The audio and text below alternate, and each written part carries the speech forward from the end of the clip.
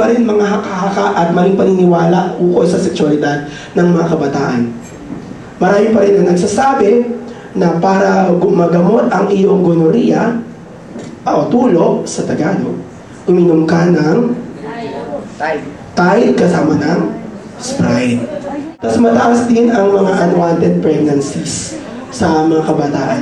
Sino sa inyo dito ang mga may kakilala o nakasama o narinig sa inyong komunidad? Bata pa lang sila, nabuntis sila pero ayaw nila. Meron ba? Ayun.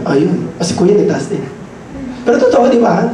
Maraming nabubuntis ng ayaw nila dahil nagkaroon ng disgrasya kasi. Ganyan. Di ba? May mga ganong klaseng linya. No? Ayaw nila na pwersa na nga siya, na nabuntis na siya, ganun pa yung klaseng environment na nasa paligid niya. So, ayun. So, anong epekto ng edukasyon panreproduktibo at seksualidad sa ating community?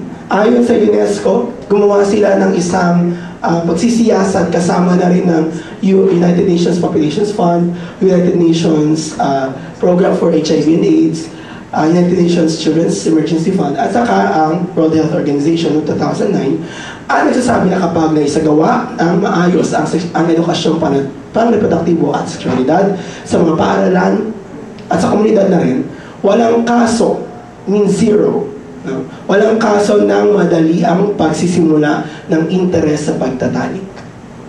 Wala rin ang gayon din ang pagtataas ng kalimitang pagtatalik at ang pagdami ng mga katalik o yung mga partners.